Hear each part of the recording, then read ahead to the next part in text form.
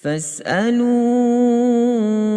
أهل الذكر إن كنتم لا تعلمون.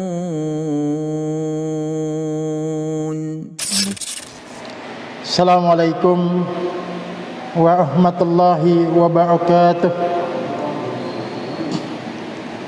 Innal hamdalillah nahmaduhu wa nasta'inuhu wa nastaghfiruh wa na'udzu billahi min syururi anfusina wa min sayyiati a'malina.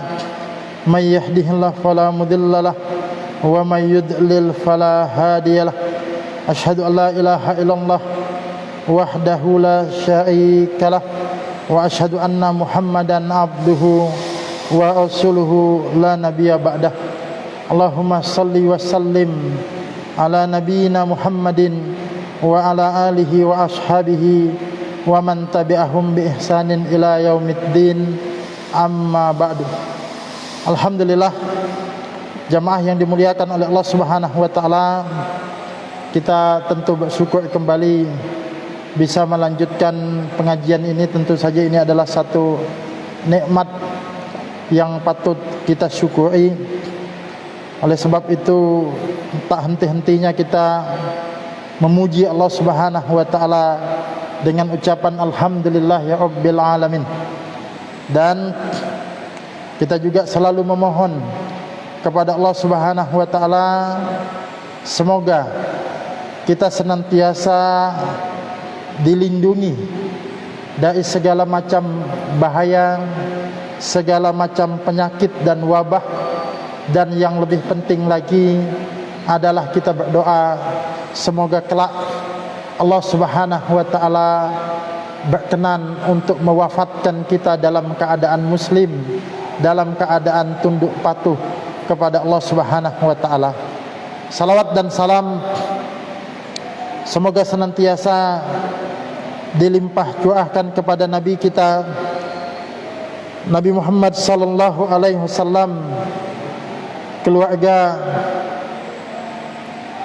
sahabat keluarga dan pengikut-pengikut beliau yang tetap istiqamah, dan semoga kita termasuk di antara pengikut-pengikut beliau yang mendapatkan keistiqomahan tersebut. Jamaah yang dimuliakan oleh Allah Subhanahu wa taala, kita melanjutkan pembahasan kita masih dalam tadabbur Al-Fatihah. Ini bagian daripada memahami apa yang kemudian kita baca di dalam solat kita. Kalau tidak salah ingat, waktu itu kita sampai pada pembahasan ihdinas siratal mustaqim, yakni tunjuki kami jalan yang lurus.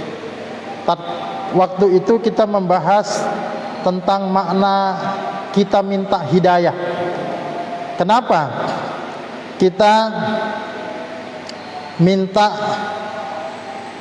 hidayah kepada Allah Subhanahu wa taala, padahal kita saat ini sudah berada di dalam hidayah itu. Kita ini kan sudah Islam.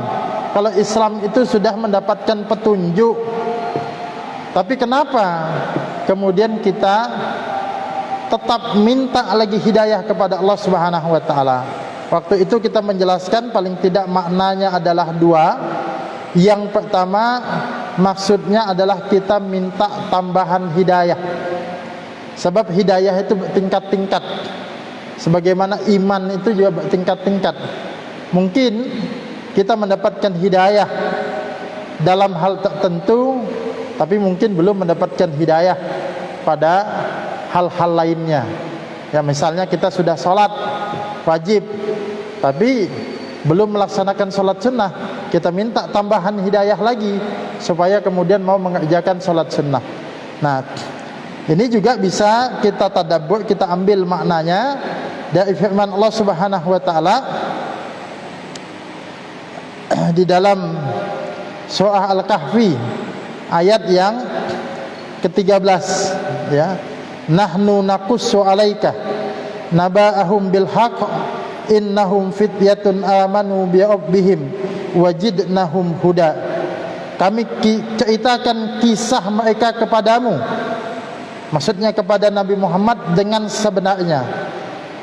Sesungguhnya mereka itu adalah pemuda-pemuda yang beriman kepada Tuhan mereka, dan kami tambahkan kepada mereka petunjuk. Di situ jelas disebutkan sifat ashabul kahfi itu, innahum fityatun amanu. Mereka itu adalah pemuda-pemuda yang beriman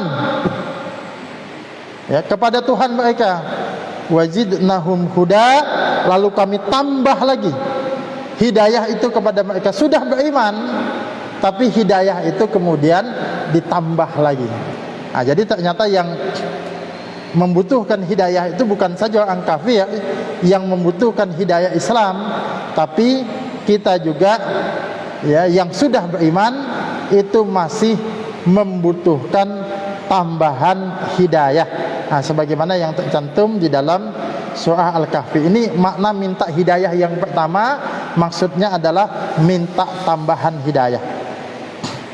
Kemudian yang kedua, jamaah yang dimuliakan oleh Allah Subhanahu wa taala, maknanya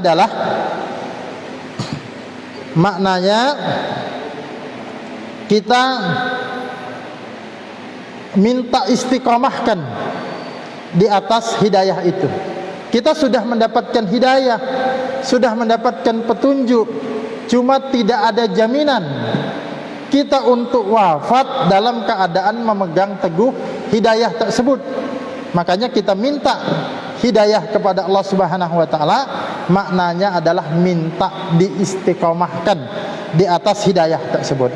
Ini sebagaimana juga kemudian doa yang disebutkan atau dicantumkan oleh Allah Subhanahu wa taala di dalam surah Ali Imran ayat yang ke-8. Di situ, Rabbana la tuzigh qulubana ba'da id hadaitana wa hab lana min ladunka rahmatan innaka antal wahhab. Mereka berdoa, ya Tuhan kami, janganlah Engkau jadikan hati kami condong kepada kesesatan sesudah Engkau memberi petunjuk kepada kami, dan janganlah dan karuniakanlah kepada kami rahmat dari sisi Engkau, karena sesungguhnya Engkaulah Maha Pemberi karunia. Nah, jamaah yang dimuliakan oleh Allah Subhanahu wa taala, di dalam ayat ini, di dalam doa ini, di situ kita minta memohon kepada Allah Subhanahu wa taala supaya jangan dicondongkan kepada kesesatan setelah memberi hidayah kepada kita. Ini menunjukkan bahwa mungkin saja ada di antara manusia itu yang sudah mendapatkan hidayah, ya, sudah mendapatkan hidayah, lalu ada peluang bagi dia untuk tersesat. Maka kita minta petunjuk itu, minta hidayah itu, maksudnya minta istiqomahkan di atas hidayah itu, ya. Makanya sekalipun kita sudah rajin datang ke pengajian, tapi tidak ada jaminan kita untuk bisa istiqomah di atas hidayah itu, maka memohonlah kepada Allah Subhanahu wa taala. Nah, terkait dengan Ali Imran ayat 8 ini, Al-Imam Ibnu Katsir ketika menafsirkan surah Al-Fatihah Ihdinas Siratal Mustaqim itu ada cerita terkait tentang Abu Bakar As-Siddiq radhiyallahu anhu. Nah, di situ Ibnu Katsir menceritakan Abu Bakar As-Siddiq radhiyallahu anhu, semoga Allah meridhai beliau, sedang membaca ayat ini dalam rakaat ketiga setiap salat maghrib. Nah, ini juga ada nanti di dalam pembahasan fikih. Memang yang sunnah itu kan kita membaca yang disunnahkan membaca surah itu di rakaat pertama dan kedua. Tapi bukan terlarang sama sekali seandainya ada yang membaca pada saat itu. Nah, ini dalilnya diantaranya adalah Abu Bakar.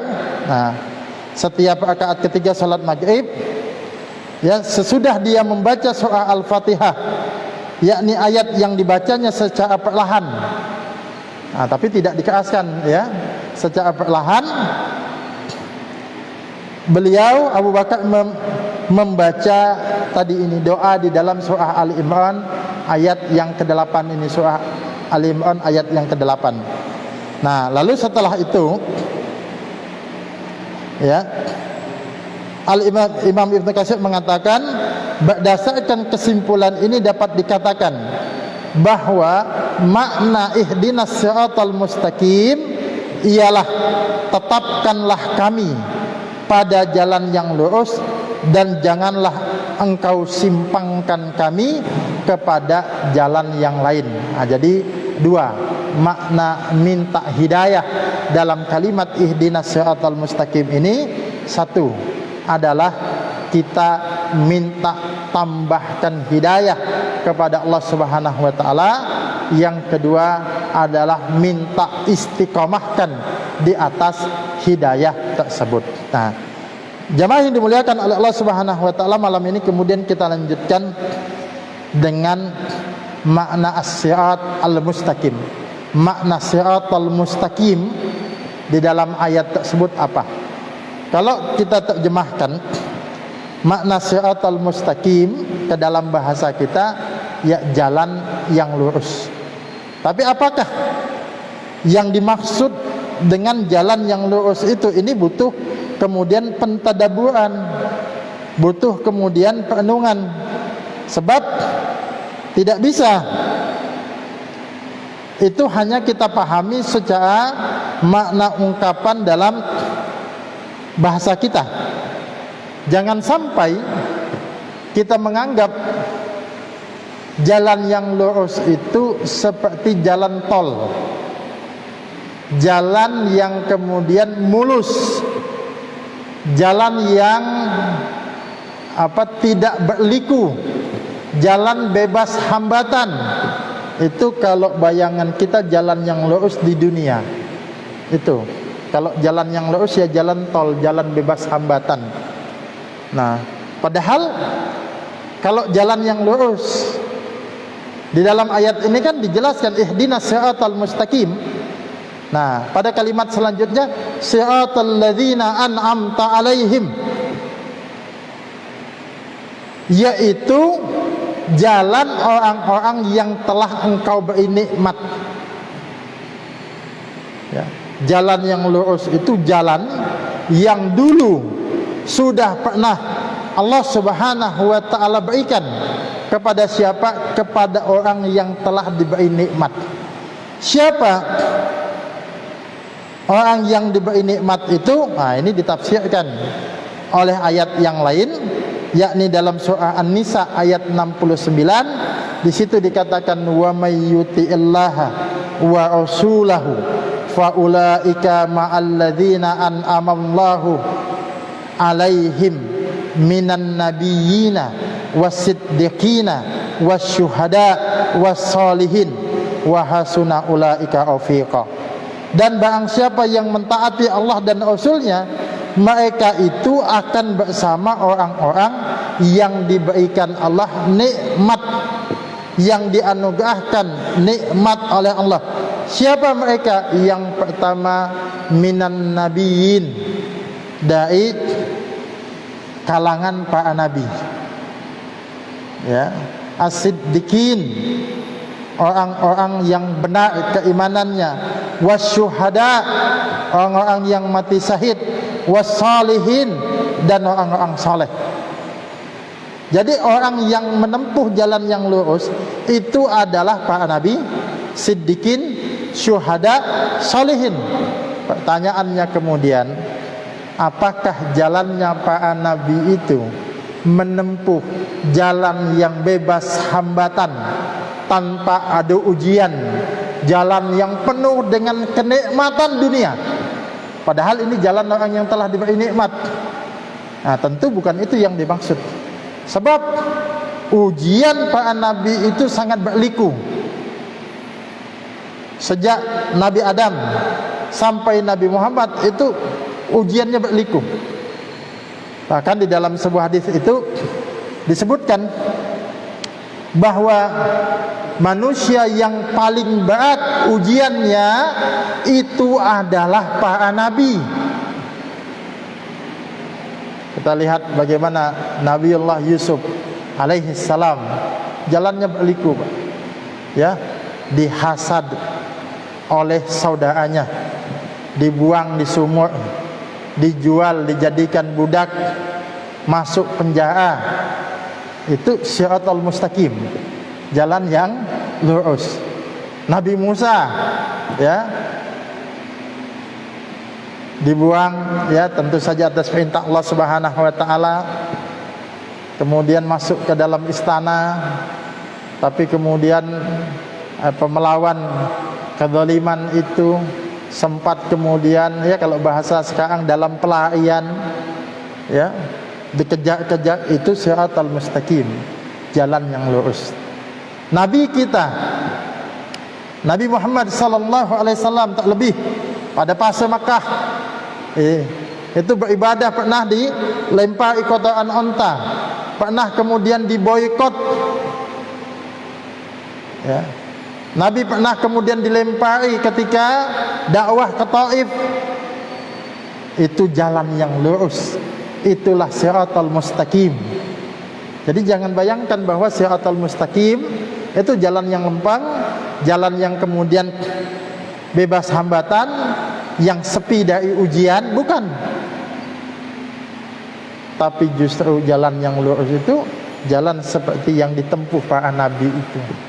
Nah, kalau begitu pertanyaannya, apa jalan yang lurus itu? Kalau jalan yang lurus tapi makna Al-Quran justru jalan yang berliku. Jalan yang lurus tapi makna Al-Quran itu adalah jalan yang penuh hambatan dan ujian. Nah, oleh sebab itu penting kita untuk melihat apa yang dimaksud oleh, ya, apa yang dimaksud Shiratal Mustaqim di dalam ayat Al-Quran ini. Nah, jamaah yang dimuliakan oleh Allah Subhanahu wa taala, para ulama banyak yang menafsirkan tentang Shiratal Mustaqim. Misalnya Imam Ibnul Jauzi rahimahullah itu menjelaskan paling tidak ada 4 makna Shiratal Mustaqim, ya. Yang pertama, makna Shiratal Mustaqim adalah kitabullah, kitab Allah, yakni Al-Quran. Itu makna pertama. Ini di antara yang berpendapat atau riwayat yang menyebutkan ini adalah riwayat dari sahabat, yakni Ali bin Abi Thalib radhiyallahu anhu. Kemudian ayat tadi kita sebutkan sedikit riwayat Ali bin Abi Thalib tadi.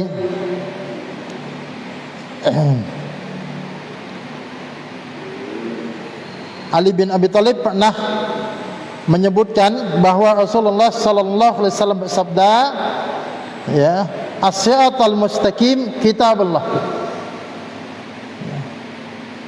Yang dimaksud Shiratal Mustaqim itu adalah kitab Allah. Kemudian riwayat dari Ali juga secara marfu, itu Nabi, ada hadis, ya, yang secara marfu dikatakan wa huwa hablullah wa huwa hablullah al-matin, bahwa dia adalah tali Allah yang kuat, wa dzikrul hakim, dia adalah bacaan yang penuh hikmah, wa huwa Shiratal Mustaqim, dan dia juga adalah jalan yang lurus. Ini ketika menjelaskan Al-Quran. Al-Quran itu tali Allah yang kuat, satu. Yang kedua disebut juga wa huwa dzikrul hakim, dia adalah bacaan, ya, atau pengingat yang penuh hikmah. Yang ketiga, Al-Quran juga disifati dengan wa huwa Shiratal Mustaqim, dia adalah jalan yang lurus. Kemudian makna yang kedua yang dimaksud dengan Shiratal Mustaqim itu adalah dinul Islam, agama Islam, ya. Ini banyak riwayat juga yang menyebutkan tentang ini.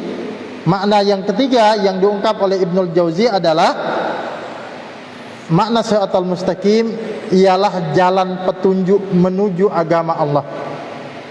Sedangkan yang keempat, ini riwayat dari Ibnu Abbas, bahwa siratal mustaqim adalah jalan menuju surga. Dan hal yang sama juga disebutkan oleh Al-Imam Ibnu Katsir. Itu beliau banyak menyebutkan tentang pendapat-pendapat para ulama, para ahli tafsir tentang makna siratal mustaqim itu. Lalu beliau mengatakan, menyimpulkan. Ini saya bacakan kesimpulannya saja. Kalau kemudian kita sebutkan satu-satu tentu agak panjang ya, dan cukup memakan waktu.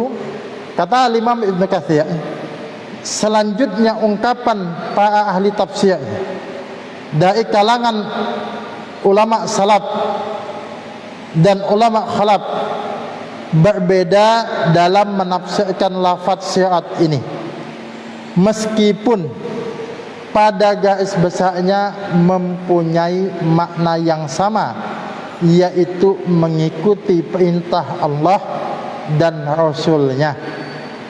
Jadi kata Imam Ibnu Katsir, memang ulama tadi berbeda-beda. Tadi ada yang menafsirkan siratal mustaqim itu adalah al-Islam, siratal mustaqim itu kitabullah. Ada juga yang menafsirkan jalan menuju surga. Tapi sekalipun berbeda-beda, itu berbeda-beda di dalam ungkapan, tapi inti, makna dan hakikatnya atau kesimpulannya itu sama, yaitu paling tidak mencakup dua hal, bahwa yang dimaksud dengan siratal mustaqim adalah mengikuti perintah Allah dan Rasulnya. Jadi itu yang dimaksud dengan siratal mustaqim, adalah mengikuti perintah Allah dan Rasulnya. Jadi kalau kita konsisten berada pada jalan yang dalam rangka mengikuti Allah dan Rasulnya, maka disitulah kita berada di jalan yang lurus atau siratal mustaqim. Nah, kemudian sebagai bentuk kesimpulan itu, ada juga definisi yang dibuat oleh Al-Imam Ibnu Qayyim rahimahullah. Nah, beliau mengatakan tentang siratal mustaqim ini, wa huwa tariqullah. Siratal mustaqim adalah jalan Allah, alladzi nasabahu li ibadihi musilan lahum ilaih, yang Allah bentangkan untuk hamba-hambanya, yang akan mengantarkan mereka menuju Allah. Jadi siratal mustaqim ini adalah jalan yang Allah bentangkan untuk dilalui hamba-hambanya menuju Allah. Makanya nanti di akhirat ada satu fase juga kita melewati sirat, yang sering kita sebut jembatan siratal mustaqim. Untuk melewati surga, kita juga melewati jembatan itu. Nah, sebelum siratal mustaqim di akhirat nanti kita lalui, maka kita juga harus meniti siratal mustaqim di dunia. Ya, jangan mimpi akan bisa melintas pada siratal mustaqim di akhirat nanti kalau kita tidak meniti atau melewati siratal mustaqim yang ada di dunia ini. Ya, tidak mungkin. Ya. Jadi siapa yang bisa meniti siratal mustaqim di akhirat nanti adalah mereka yang di dunia ini juga sedang meniti jalan yang lurus, meniti siratal mustaqim itu. Nah, lalu apa siratal mustaqim? Apa jalan yang dibentangkan Allah untuk mengantarkan hamba kepadanya itu? Maka di sini Imam Ibnu Qayyim kemudian melanjutkan, wa huwa ifraduhu bil ibadati wa huwa ifradu usulihi bit taati. Jalan itu adalah mengesahkan Allah dalam setiap ibadah dan memurnikan ittiba hanya kepada Rasul, hanya mentaati Rasul. Ya. Jadi kesimpulannya juga dua. Jalan yang bisa mengantarkan kita menuju Allah Subhanahu wa taala, mentauhidkan Allah dan ittiba, taat kepada Rasul. Ini penjabaran dari dua kalimat syahadat. Nah, kalau di sini jamaah yang dimuliakan oleh Allah Subhanahu wa taala, maka dapat kita tarik apa yang dijelaskan penafsiran para ulama yang banyak tadi, sehingga tidak bertentangan. Kalau kemudian dikatakan siratal mustaqim itu jalan menuju surga, lalu kemudian dikatakan siratal mustaqim itu adalah dinul Islam, ini tidak bertentangan, karena jalan yang bisa mengantarkan manusia ke surga itu hanyalah dinul Islam. Ya.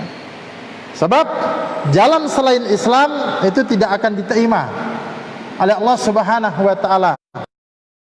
Inna indallahil Islam, sesungguhnya agama yang diterima di sisi Allah hanyalah Islam. Atau di dalam ayat yang lain, wa may yabtagi ghayral islami dinan fala yuqbalu minhu fa huwa fil akhirati minal khasirin.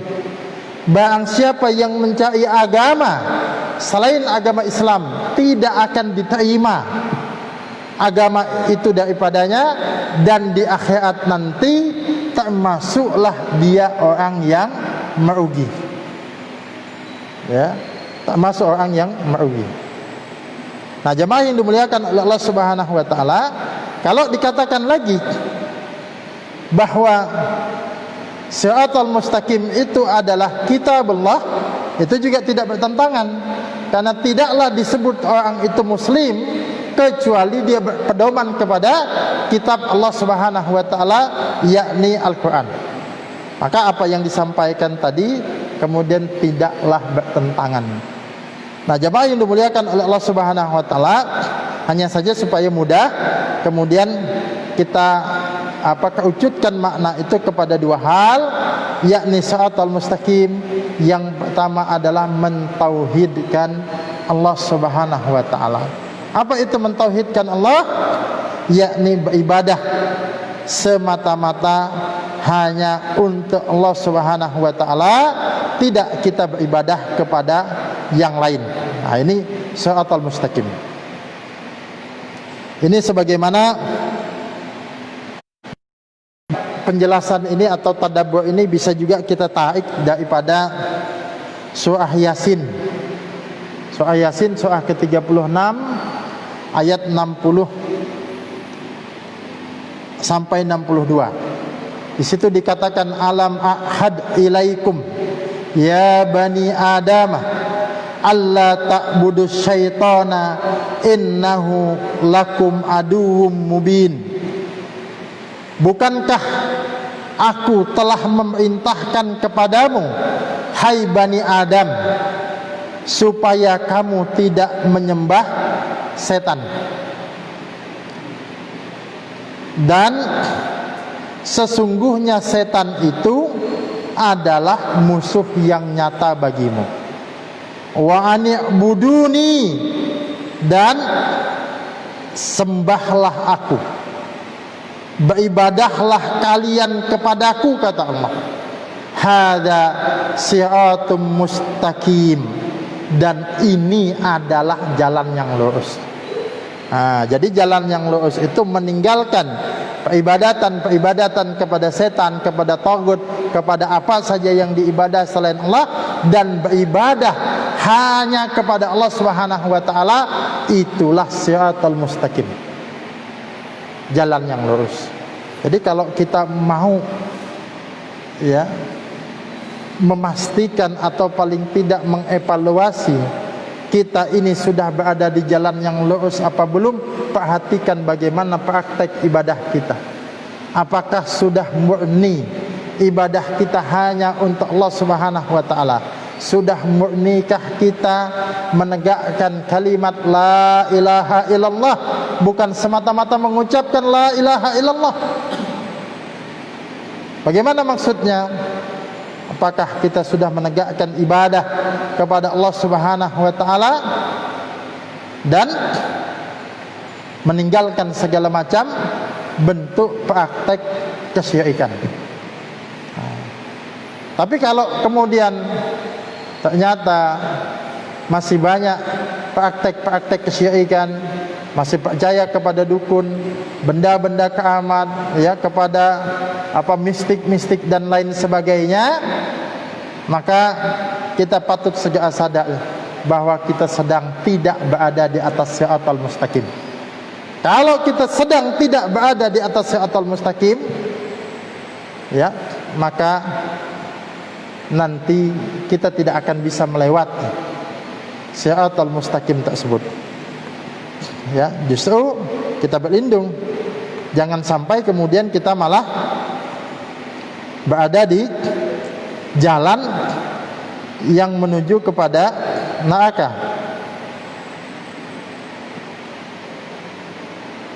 Kan lawannya siratal mustaqim itu nanti disebutkan di dalam surah As-Saffat ayat yang ke-23 kalau tidak salah, ya.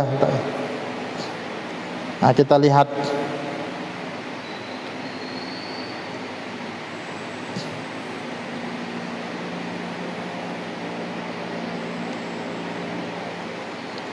surah As-Saffat itu surah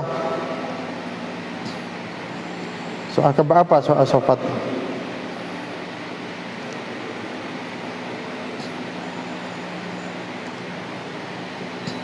Ayatnya yang berbunyi fahduhum ila siratil jahim, maka tunjukkanlah kepada mereka ke jalan ke neraka. Nah, jadi ada jalan yang lurus, siratal mustaqim, jalan yang menuju kepada surga, ada siratal jahim, jalan yang menjerumuskan orang ke dalam neraka jahanam. Nah, itu. Nah, jadi jamaah yang dimuliakan oleh Allah Subhanahu wa taala, itu makna siratal mustaqim yang pertama, yakni memurnikan ibadah hanya kepada Allah Subhanahu wa taala. Nah, kemudian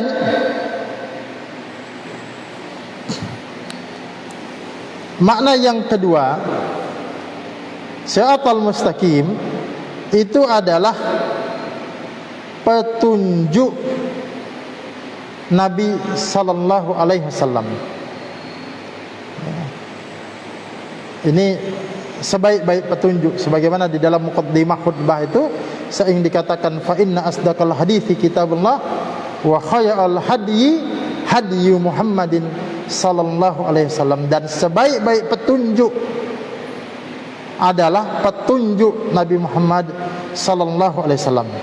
Dan di dalam surah Asy-Syu'ara ayat yang ke-52 di situ dikatakan wa innaka latahdi ila siratim mustaqim, dan sesungguhnya kamu, maksudnya Nabi Muhammad, benar-benar memberi petunjuk kepada jalan yang lurus.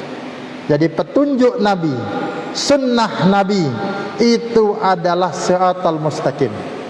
Jadi siratal mustaqim itu menegakkan tauhid dan kemudian juga menghidupkan sunnah. Itulah yang dimaksud dengan siratal mustaqim. Maka kalau kita ingin berada di jalan yang lurus, konsen dua hal: tegakkan tauhid dan hidupkan sunnah itu. Nah, jemaah yang dimuliakan oleh Allah Subhanahu wa taala, itu makna siratal mustaqim. Makna yang banyak tadi itu tidak saling bertentangan. Kitab Allah, al-Islam, ya saling sama, karena Islam itu pedomannya adalah kitab Allah, yakni Al-Quran. Siratal mustaqim, jalan menuju surga, ya jalan menuju surga itu hanya Islam, karena tidak bisa orang kemudian selain Islam untuk masuk ke dalam surga. Ini akidah kita, ini keyakinan kita, ini iman kita, ya. Dan tidaklah disebut seseorang itu Islam kecuali dua hal, dua kalimat syahadat. Yang pertama adalah bersaksi bahwa tidak ada Tuhan yang berhak untuk disembah melainkan Allah. Ini adalah pemurnian ibadah kepada Allah Subhanahu wa taala, dan tidaklah seseorang itu disebut muslim kecuali dia menyaksikan atau bersaksi mengakui risalah keusulan Nabi Muhammad sallallahu alaihi wasallam. Jadi tidak saling bertentangan satu sama lain. Nah, kemudian Siratal mustaqim, jalan yang lurus itu hanya satu. Nanti jangan kemudian kita terjebak ya dengan paham-paham liberalisme, pluralisme yang mengatakan bahwa ya jalan menuju surga itu banyak. Katanya banyak jalan menuju Roma, yaitu Roma. Surga cuma satu jalan yang jadi masalah. Ya. Nah, ini disebutkan oleh Allah Subhanahu wa taala di dalam surah Al-An'am ayat 153. Di situ dikatakan wa anna hadza siratim mustaqimah, dan bahwa yang aku perintahkan ini adalah jalanku yang lurus. Fattabi'uhu, maka ikutilah jalan ini, kata Allah. Inilah jalanku yang lurus, fattabi'uhu, maka ikutilah jalan ini. Wala tattabi'us subula, dan janganlah kalian mengikuti jalan-jalan yang lain. Fatafarraqu bikum an sabilih, yang akan mencerai-beraikan kalian dari jalannya. Dzalikum wassakum bihi la'allakum tattaqun, yang demikian itu diperintahkan Allah agar kamu bertakwa. Nah, di sini jamaah yang dimuliakan oleh Allah Subhanahu wa taala, kalau kita perhatikan Allah Subhanahu wa taala ketika mengatakan wa anna hada siratim mustaqimah, menyebut sirat itu dalam bentuk tunggal. Satu sirat itu satu jalan, satu saja, bentuknya tunggal. Fattabi'uhu, dan kita diperintahkan untuk mengikuti jalan itu. Lalu Allah mengatakan wala tattabi'us subula, dan janganlah kalian mengikuti jalan-jalan yang lain. Subul itu jamak dari kata sabil. Sabil satu jalan, subul banyak jalan, menunjukkan bahwa jalan yang lurus cuma satu, jalan yang sesat itu banyak. Ya, jalan yang sesat itu banyak.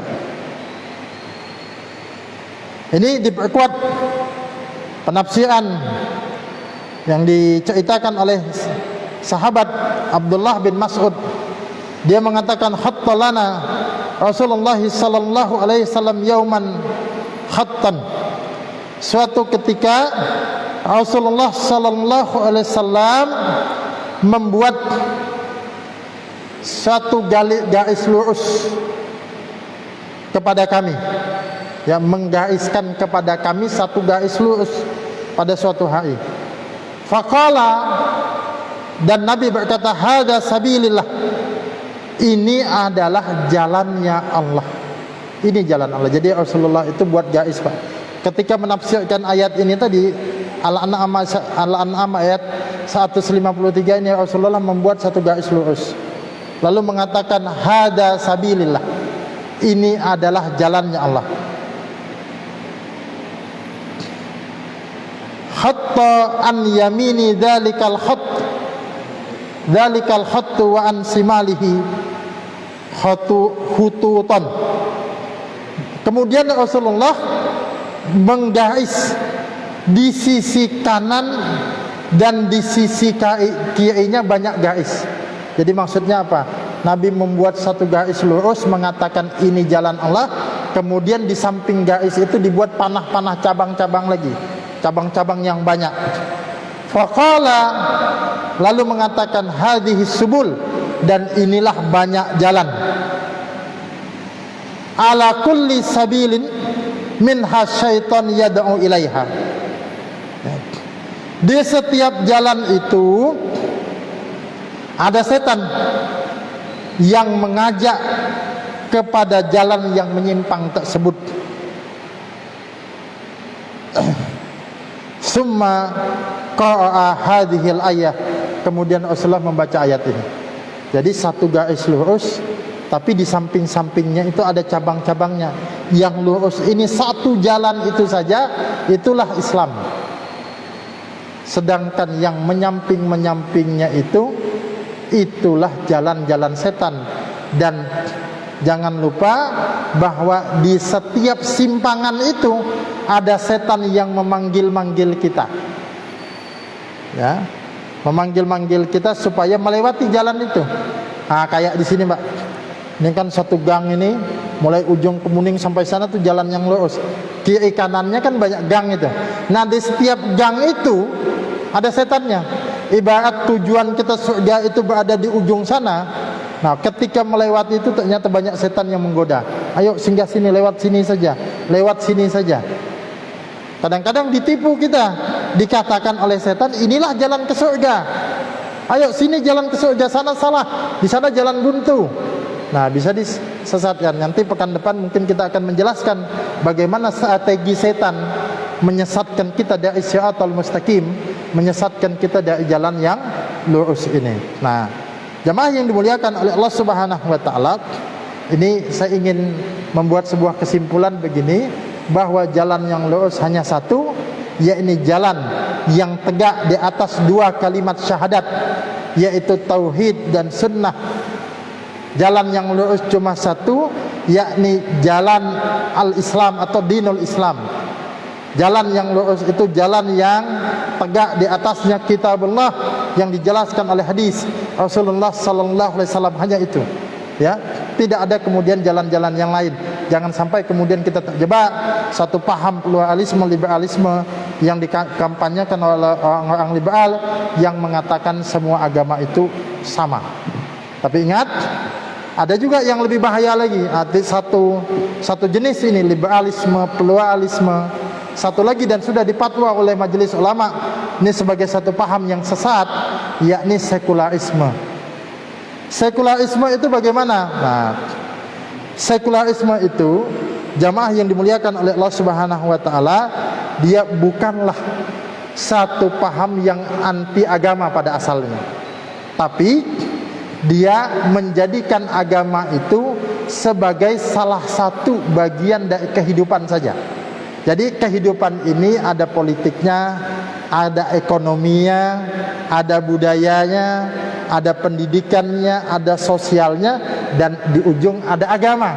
Jadi terkesan mereka tidak anti agama. Orang yang paham sekuler ini bisa dia kemudian sholat juga, bisa kemudian dia haji juga, bahkan dia infak dan sedekah juga. Kalau ada pembangunan masjid ya dia nyumbang juga, ya. Cuma yaitu dia menjadikan agama itu bagian saja. Jadi ada politik, ada budaya, ada ekonomi, ada sosial, ada pendidikan, dan ada agama. Nah, ini hati-hati, ini yang kemudian sering menipu kita.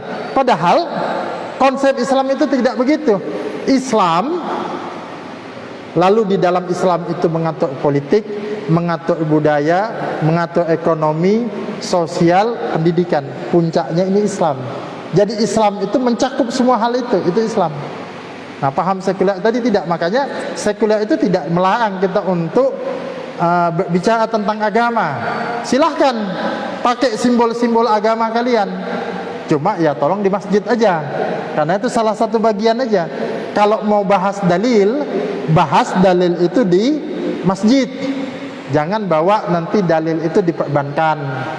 Jangan bawa dalil di pemerintahan, sistem politik. Jangan. Maunya itu satu sistem. Ini satu paham yang sesat, paham yang menyimpang. Bahwa yang betul itu agama al-Islam, makanya Islam itu disebut din. Satu sistem aturan, bukan semata-mata keyakinan. Yang mengatur politiknya, budayanya, hukumnya, ekonominya, itulah agama itu. Dan ini sesuai dengan hadis Nabi sallallahu alaihi wasallam. Kata Nabi di dalam salah satu hadisnya, yang kalau tidak salah juga dicantumkan oleh Imam An-Nawawi di dalam hadis Arba'in. Hadis Arba'in itu memuat pokok-pokok agama. Rasul amril Islam Pokok segala urusan itu kata Nabi adalah Islam. Jadi semua urusan kita ini ada Islamnya. Wa amudduhus salah, tiangnya adalah salat. Wa ji'watu sanamihi al jihadu fi sabilillah. Dan puncaknya itu adalah jihad fi sabilillah. Usul amril Islam. Pokok urusannya adalah Islam, itu Islam. Yang ini bertentangan sekularisme. Nah, saya ingin mengatakan jalan-jalan yang lain yang dimaksud Nabi itu salah satunya juga adalah sekularisme dan isme-isme lain yang bertentangan dengan Islam. Mungkin ini masih ada pembahasan tentang Shiratal Mustaqim, mungkin akan kita bahas pada pertemuan-pertemuan akan datang. Kita cukupkan sekian. Subhanakallahumma wa bihamdika asyhadu an la ilaha illa anta astaghfiruka wa atubu ilaik. Assalamualaikum warahmatullahi wabarakatuh. Gabunglah bersama Gerakan Infak Peduli Dakwah.